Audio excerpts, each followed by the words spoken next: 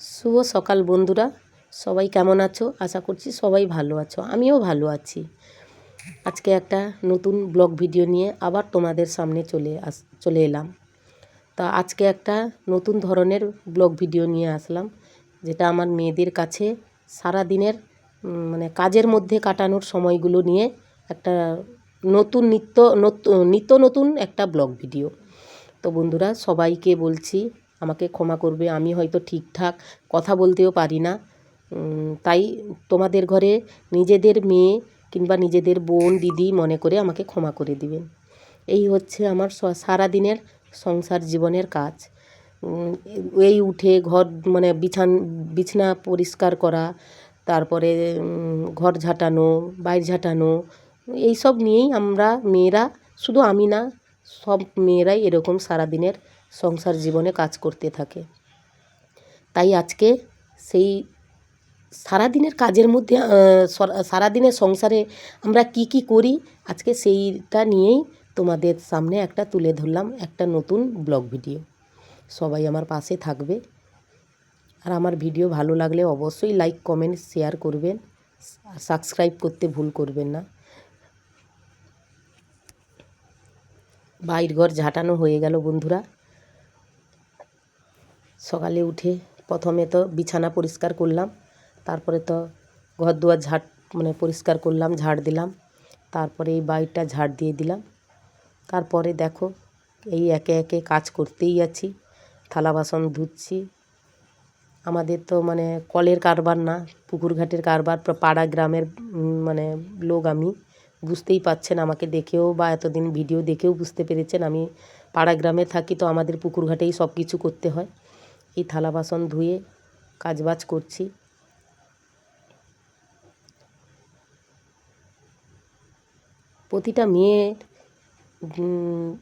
প্রত্যেকটা মেয়ের জীবনে এই সকাল থেকে বিছানা থেকে ওঠার পর যে নিত্য নতুন কাজগুলো থাকে, কি নতুন কাজ করব কি না জানি না, কিন্তু এই কাজগুলো আমাদেরকে প্রত্যেক দিন করতে হবে। এই ঘর ঝাড় দেওয়া, ঘর মোছা, বাড়ি ঝাড় দেওয়া, থালা বাসন ধোয়া, জামা কাপড় কাচা, রান্নাবান্না, এগুলো প্রতিদিনের এটা নিয়মমতো কাজ।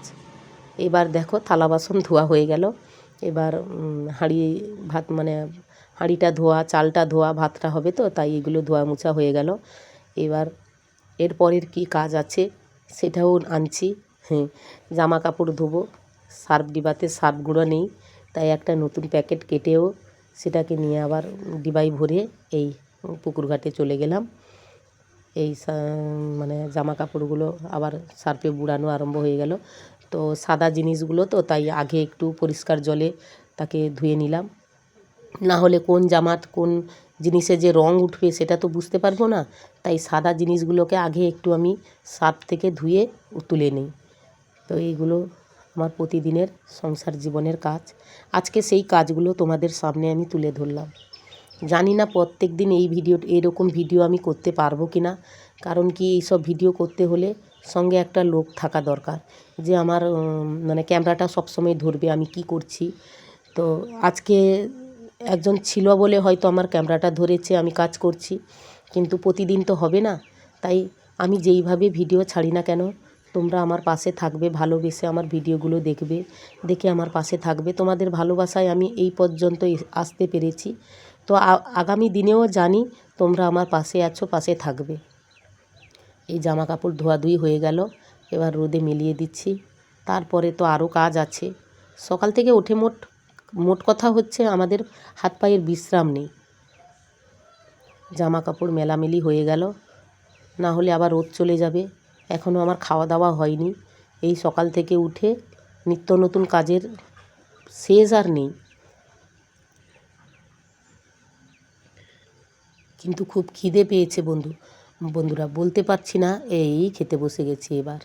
আর পেট আর শুনছে না যে এত কাজ করছিস কর, কিন্তু আমার পেটেও তো কিছু দিতে হবে। এই যে কাজগুলো করব, কি করে করব? তাই খেতে বসে গেলাম।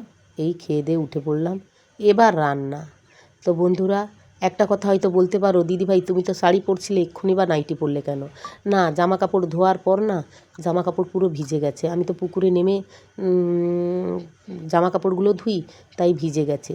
তাই চানই করে নিলাম, চান করে রান্নাবান্নাটা করে নিলাম। তারপরে আমি আবার এই রান্নার করার জামা কাপড়টা আবার ধুয়ে ঠাকুর পুজো করব। কিন্তু এখন আমি ভিজে গেছি বলে আজকে চানটা করে নিয়েছি, আর রান্নাটাও দেরি হয়ে যাচ্ছে, তাই রান্নাটা করে নিলাম। রান্নার কাজটা আগে হয়ে গেল। এই রান্না করে এই ঘর মোছা আরম্ভ হয়ে গেল। ঘরটা কিন্তু আমার মোছা মানে তখন মুছিনি, যেহেতু বেলা হয়ে গেছে। আর হ্যাঁ, আরও একটা কথা বলতে মনে নেই, সবার গুড মর্নিং হয় হয়তো সকাল 6টায়, কিন্তু আমার গুড মর্নিং হয় বন্ধুরা 8টায়। কেন বলো তো? কিছু কিছু বন্ধুরা জানে হয়তো, আর কিছু কিছু বন্ধুরা জানে না। তো আমি তো উঠি খুব দেরি করে, 7:30 8টা না বাজলে আমি উঠি না। আর উঠলেও আমি কিন্তু জলের কাজ করি না। কেন বন্ধুরা জানো? আমার খুব অসুস্থ আমি, আমার ঠান্ডার একটা ধাত আছে। এই রান্নার ভিডিওটা আমি তোমাদের সামনে দিতে পারিনি।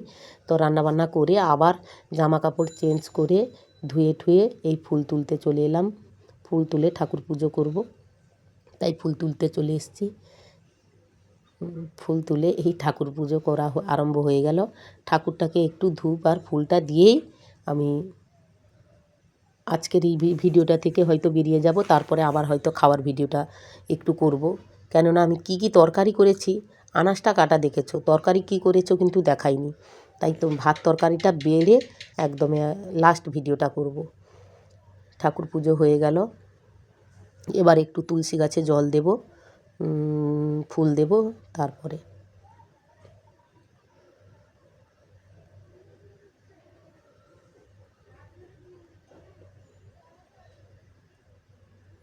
এই তুলসী গাছে ধূপ দেওয়া ফুল দেওয়া হয়ে গেল।